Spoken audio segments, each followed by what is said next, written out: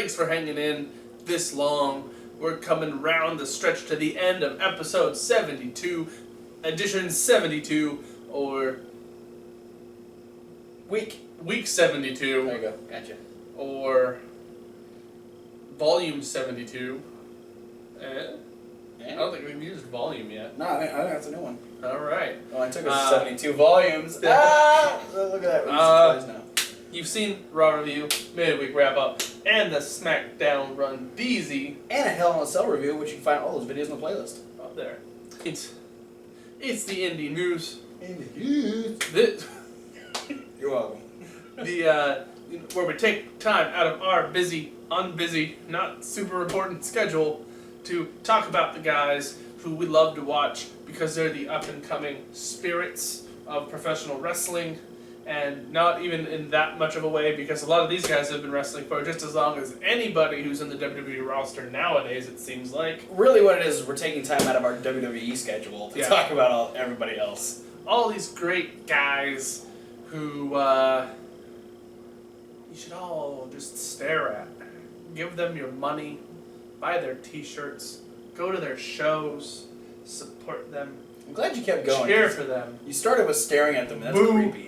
Boo at them. Yeah. And you just get together with 200 other people from your city/state and yell words in unison in some sort of weird but familiar pattern, and sometimes clapping in between.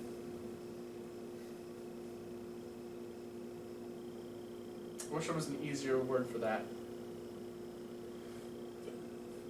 Just sum all that up into one word. Well, I'm sure we'll figure it out. Yeah. So, but we're gonna start with some results. Yes. And if you remember last week, I didn't have any shows that I was covering over the weekend, so we're just going to only result in on ROH TV.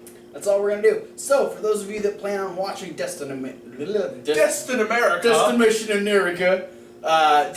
America. If you plan on watching Destination America this Wednesday for Ring of Honor, skip to the time below. That one. Get the fuck out of here. Otherwise, that time. Let's get into what happened. So we open up with a tag team match. It was the Young Bucks scheduled to take on Silas Young and the Beer City Bruiser. Or American Joe, as I like to call him. American Joe? Yeah, America Joe, actually. So I think he looks like the redneck American Samoa Joe. Yeah, he does. America Joe. So this went on for a while. Beer City Bruiser and Silas Young could not get the advantage on the Bucks. No. The Bucks were way too fast. Ended up but Silas Young surprising us with a crazy, like... Yeah! You know, that? Weird showing of agility from time to time, like the springboard crossbody from the second rope back to the inside. And then his handstand on the top rope. Yeah. What is that? Interesting. But he got a super kick to the face. Yeah. And this eventually led to Silas Young going, you know what? This match was originally supposed to be the Young Bucks taking on the boys. You know, you're lucky that we stayed in it this long. We softened them up for you, so get in there. The boys, they have some impressive moments. Got a headlock on Matt. I think they kicked Nick once. Okay. But, I mean, when it's the Young Bucks, there's not much you can do. Young Bucks actually end up taking out all four guys. Yes. Nick ends up kicking both Beer City Bruiser and Silas Young in the face. Or no, he kicked Silas Young in the face and then moonsaulted onto Beer City Bruiser. Then got in and they hit a double more bang for your buck on both the boys. Yeah, that's impressive. Fantastic. Watching Matt Jackson carried both of them on his shoulders. Yeah. And probably sucked forever, whichever one was on top when they did the roll. Yeah. Can't tell because they're twins. Are they? It looked like it last night. They look like mini 10 years ago ricochets. Yes. Yes, they do. Silas and the Bruiser start getting in their face towards the end. The Bucks end up coming in trying to save them. They do a double super kick to the Bruiser, but Silas ends up powdering out of the ring and running away like a little bitch. Like a big America Joe bitch. Yeah. We come back from commercial, and we had Mark Briscoe at commentary. He was a special commentator for a while. Nigel still sitting in for King Carino, who's dealing with the ramifications from a couple weeks ago. Roll the quarters. Yeah, punching BJ Whitmer. Whitmer actually comes down and demands that Nigel fires Carino right now. No more waiting, no more talking about it. Just fire him now. And Nigel's talking back to him, and then slow your roll, BJ. And then we cut back. We get to see the replay of everything. And then when we come back from the replay, Mark Briscoe is actually getting in BJ's face, and so Nigel's now trying to back both of them up. Eventually, that gets all cleared, and we get Nigel back down at ringside. And Kevin Kelly starts talking about how Nigel was just served papers this week for the lawsuit that Veda Scott and Cedric Alexander are putting towards Ring of Honor. Stemming from from Cedric's no disqualification match against Moose at All-Star Extravaganza. So sounds like Nigel's got a huge, heavy plate in front of him. Well, full of all sorts of drama. When you are a power player in Ring of Honor, you deal with a lot of crap. He's got a lot of drama. He can't go into Couldn't be worse than Dixie Carter though.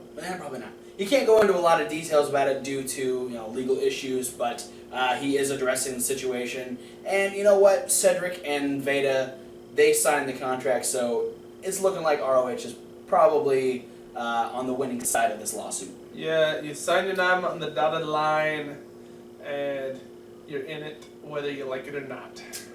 And then we have Roderick Strong taking on Will Ferrara. This was a fast-paced, very back-and-forth match. Will Ferrara has really come into his own as a wrestler. Yeah, he's looking polished. Yeah, he looking high energy, and he's got great chemistry with Roderick Strong. I'm just gonna rename him right now, Will Ferrari.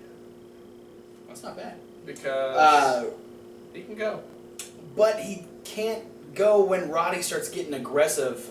Roddy starts hitting backbreakers, big knee strikes, and ends up finishing Will Ferrara off with the stronghold, making Will Ferrara tap out. They do shake hands after the match, so no bad sportsmanship there. Then we go into our main event, which is a triple threat match. Adam Cole, AJ Styles, and Kyle O'Reilly in a triple threat.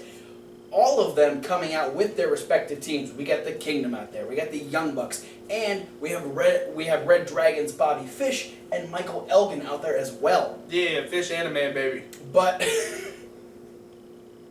Fishy Man, baby. Fishy Man, baby.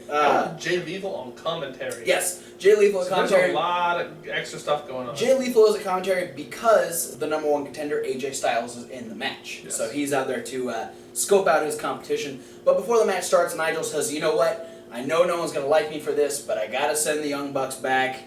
Elgin, Fish, you got to go back too. And Kingdom, including you, Maria, even though you look sexy. He didn't say that. That's me. Y'all got to go back too. So he sends everybody to the back. Just going to be a triple threat. Nobody getting involved. And holy shit. This match was as good, if not better, as I imagined when they put it together last week. Yeah, well, I mean, you just gotta think. Kyle O'Reilly and Adam Cole both were together for a long time. Mm-hmm. Came in and became entities on their own roughly around the same time. Yeah. And AJ Styles is more experienced, but also just an extremely solid guy all around. So just adding to what they've already gotten, the chemistry that they have, Cole and O'Reilly, from having been together and against each other for so long. Yeah. And then adding Styles' experience to that is just going to make everything like that match on steroids. Yeah, I mean, there's so much that happened, it's hard to really pick apart. One of my favorite spots in the match was Kyle had AJ down in an armbar, had it cinched in real tight. Cole went to try and break it up. O'Reilly was actually able to get Cole into a knee bar. Yeah, he caught the stomp and then spun himself around. And got him in the knee bar. And so then while he has him in the knee bar, AJ actually breaks that up and gets Cole into a figure four. and then Kyle O'Reilly gets on top of AJ and just starts punching him in the face. Just a great world, just so much diversity in like how to pick apart what's going on in the match. Just awesome. But we finish off with Kyle O'Reilly getting AJ in a triangle choke, trying to knock out Styles. Styles is actually able to power through and almost turns it into the Styles Clash. With his arm at a really uncomfortable looking angle. So, Styles is like powering through this painful submission, almost has the Clash, but before he's able to hit it, Adam Cole hits a super kick in the back of AJ's head. This sends Kyle O'Reilly dropping to the ground. He rolls out. Cole Styles, like, gets pile driven, like Hurricane Rana almost. Yeah. But head first into the mat. Yeah. Which, Kyle is done at this point. Well, can I say the one where Styles like got hucked out of the ring and ran his face into the guardrail? Head first into the guardrail? Yeah. Holy shit. Yeah. I think it was Cole that threw him out of the ring. My favorite part of the match is when Adam Cole went, Adam Cole, baby! That's your favorite part of every Adam Cole I match. know. But yeah, Adam Cole ends up picking up the win. Then we get the Kingdom rush down and just trying to pick people apart. We ended up getting Fish and Elgin and the Young Bucks all back out. Big old brawl, just absolute insanity, which actually ends with the Bullet Club on top, hitting a double Meltzer driver on Cole and Taven. Jay Lethal actually grabs both of his belts, gets in the ring, gets in AJ's face, and we go off the air with a face-off between champion and contender. Yeah, that's going to be a rad match. Absolutely. No matches announced for next week. So that is it for Ring of Honor. We're going to move on to a couple little quick news stories. For those of you that aren't aware, over the last week, Alberto Del Rio is back in WWE, and he is the United States champion. No, he's the Mex-American champion. Until the belt looks different, I'm not going to call it that. He has actually caused AAA to postpone their upcoming tapings because he's working Raw tonight, and he's also working the upcoming European tour. So I'm guessing that means that he's finishing out his dates with AAA. Maybe he's going to be working those tapings after the European tour. Not quite sure, but that kind of puts AAA in a little bit of a pickle, I think. Yeah, in a way, but also I think it's still good for AAA. Because WWE, to me, has, and especially, I'm definitely giving credit to this to Triple H. Mm-hmm. His influence is making it so much easier for the biggest indie stars to come to WWE. Yeah. Because guys like Samoa Joe, when he got signed to WWE, he had somewhere around, still 18 to 22 indie dates that he had signed. A lot of which we were talking about. Yeah, and so the idea that they let him in and had him on NXT every few episodes while he was still out working the indies, that helps both the independent wrestling the independent wrestling company that Joe's at. Because they can say, oh, look, it's the NXT star, the WWE star, Samoa Joe, at our show. And it also gets more people going, oh, Samoa Joe's going to WWE. Maybe I'm going to be more interested in watching WWE. And not only that, but with AAA, if Del Rio is in a storyline right now, they're able to wrap up the storyline rather than getting it cut off and going, well, shit, now where do we go? Yeah, it helps both parties. And James Storm and now Alberto Del Rio, with WWE letting them, having that leniency now and letting people go back and finish up all of their dates and still maintain their presence in WWE at the same time is a win-win-win-win situation. Absolutely. Good on the part of the WWE letting Del Rio fix that up. Hopefully AAA is able to capitalize on that as well. One more news story. Jerry the King Lawler and his girlfriend Lauren were in a head-on collision Halloween night. Neither were in serious condition, which is good. Jerry the King Lawler actually walked away pretty well intact. Nothing wrong with him. Lauren, unfortunately, had swelling in her face due to the airbag impact and did have some damage to her knee. Yeah, spent 4 hours. About 4 hours Halloween night in the emergency room, but they have been released. They are at home and everything is all right, and they are expected to make a full recovery. Yeah. Be careful when you're traveling on the holidays. Yeah. Holidays, people like to imbibe in much shenanigans and alcohol consumption and all sorts of stuff. Not saying that that's what was at cause here. Yeah, no. specifically. So far, the only thing that's been released is that the woman that hit them did run a red light. Yeah. See, or texting. Anything like this holiday kind of stuff. Pay attention while you're driving. Everybody's mind is somewhere else, or you're drinking, or whatever. So Halloween, Thanksgiving, New Year's, all this stuff, Super Bowl Sunday. 365 days a year. All right? Just be safe, people. Click it or ticket. Cops will see you before you see them. If you're driving under the influence, you'll get pulled over and put in jail. I don't know what that one was, but watch what you're doing when you're driving. Pay attention. That's all I got. We're gonna move on to some upcoming shows. Kevin, what you got? You got anything? I got nothing. Next week I'll be talking about Survival of the Fittest. Yeah, and some of those matches sound pretty damn off the You know hook. what? Real quick, I'll just tell you who's in Survival of the Fittest. We have all the qualifiers. I won't tell you what they are until next week, but I'll let you know who you can expect to see in those matches. We'll have ACH and Matt Seidel. We'll have the Briscoes. We have Christopher Daniels, Hanson, Kenny King, Kazarian, Raymond Rowe, Rhett Titus, Michael Elgin, Adam Cole, Moose, Dalton Castle, Silas Young, Adam Page, Cedric Alexander, and Roderick Strong. There's a lot of people. That's all you got. That's all I got. All in one tournament. Yeah. That's pretty rad. It's not as big as Bola No. was. 6 matches in one night. The 6 winners will move on to night 2 for the winner to be crowned for Survival of the Fittest 2015. And next week we all gonna let you know We gonna tell you. which matches are happening. I'm gonna tell you. But I've got some shows. He got some you shows. should be looking at this weekend, especially if you're in the Midwest or happen to be in Pennsylvania.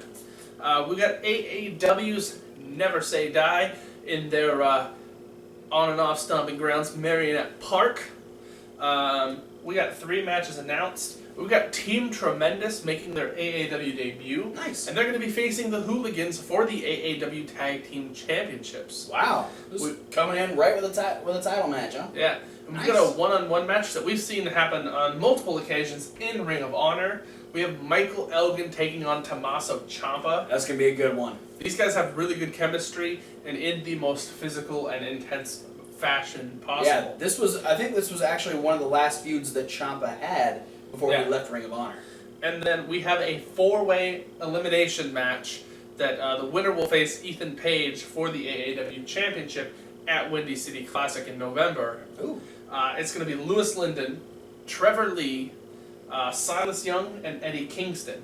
Wow. A lot of different styles. A lot of styles. And a lot of physicality that's going to happen. Also, we do know this will be the AAW debut of Abyss. But not announced who he's going against or what capacity he'll be in during the event. Good for Abyss. And that's on the 6th. On the 7th, this coming Saturday. With Combat Zone Wrestling's Cerebral. And that's coming to you from Dayton, Ohio. Not their normal stomping grounds in Voorhees, New Jersey. But this is Dayton, Ohio. So just not even a very long drive away from where you could catch Never Say Die the night before. But we've got a couple matches, and by a couple I mean like 7, announced. We've got David Starr taking on Tim Donst. We have a grudge match, 2 grudge matches that are carrying over from the Ohio for Killers versus Nation of Intoxication feud, where we're going to have Eric Ryan versus Connor Claxton, and Dave Christ versus Lucky 13. Alright. Also stemming from said feud, there's going to be a death match between Alex Cohen and Danny Havoc. And then we're going to have Jake Christ's retirement match in his home state of Ohio as he takes on Devin Moore from the Nation of Intoxication.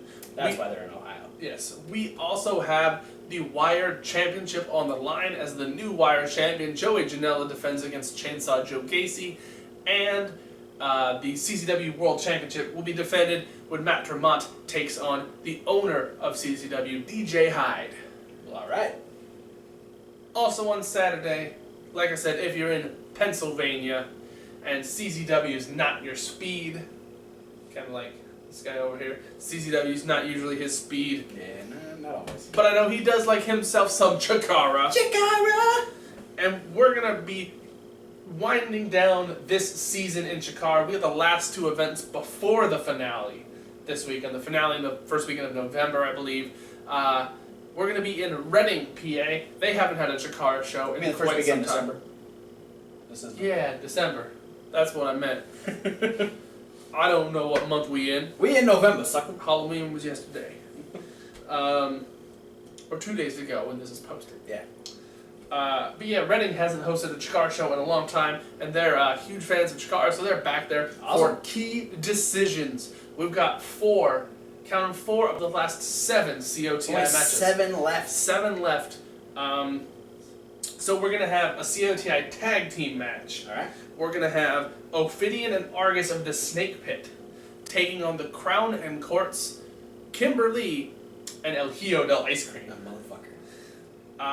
We're going to have a non-COTI match because, well, let's face it, neither of these guys are in the tournament. Missile Assault Man is going to go one-on-one with Arctic Rescue Ant. Ooh, and this is all stemming after the death, I guess is what we'll call it, of Orbit Adventure Ant. Yeah, so heavy ramifications on this match because former allies turned enemies. Kevin Conrad is sure to play some sort of role in this match. Oh, you know he'll be out there. I'm sure he'll have the troll out there too. Shenanigans of not a good nature. But more COTI. How about that? Let's do that. We're going to have a one-on-one match. United Nations versus the BDK. Ooh. Juan Francisco de Coronado versus Pinky Sanchez. Yeah. I'm going with BDK on that one. Yeah. Then a hard-hitting, heavy-hitting match. We're going to have the Proletariat Boar of Moldova one-on-one against Eddie Kingston. That's not COTI, by the way. Right. That's just one-on-one. That's just because they won't fight. Absolutely. We're also going to have another COTI tag team match. We've got Frightmare and Hollow Wicked, the Grand Champion, representing the Nightmare Warriors. They're taking on Chuck Taylor and Orange Cassidy of the Gentleman's Club. And rounding it out, we've got COTI again.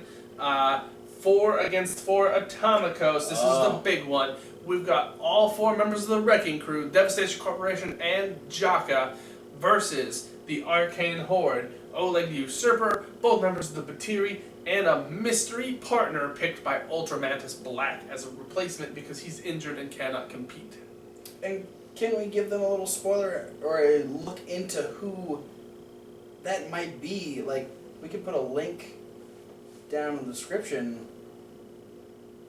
Could be somebody coming back. I think maybe we could do one better. Oh, yeah? Yeah.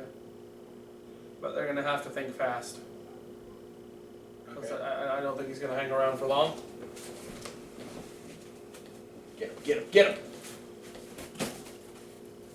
Bray Wyatt.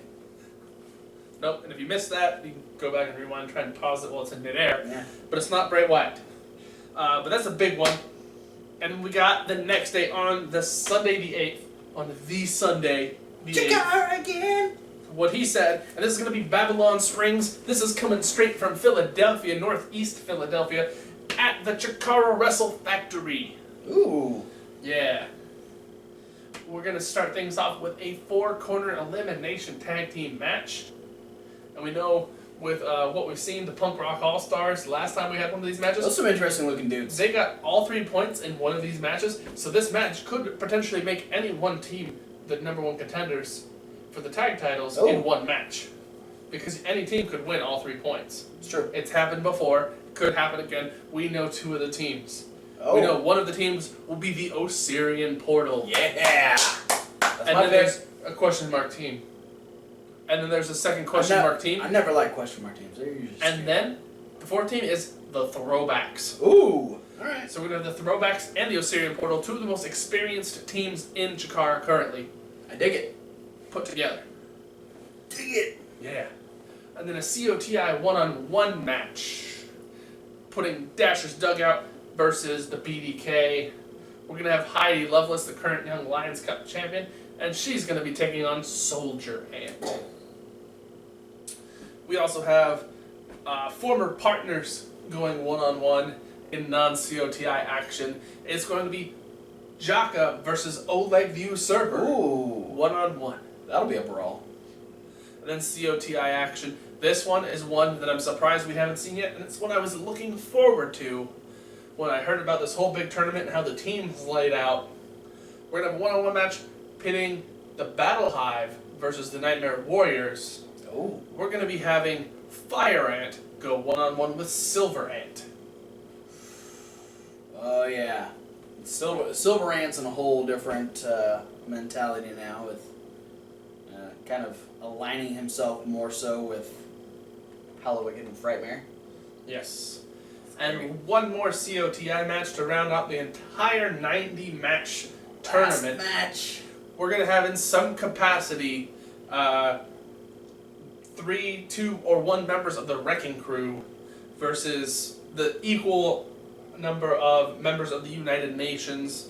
It's got to be 1, 2, or 3 because Jaka is already in the match. So who knows? Could be any type of match. Singles, tag, or trios. Alright. And that's going to round things out for that tournament.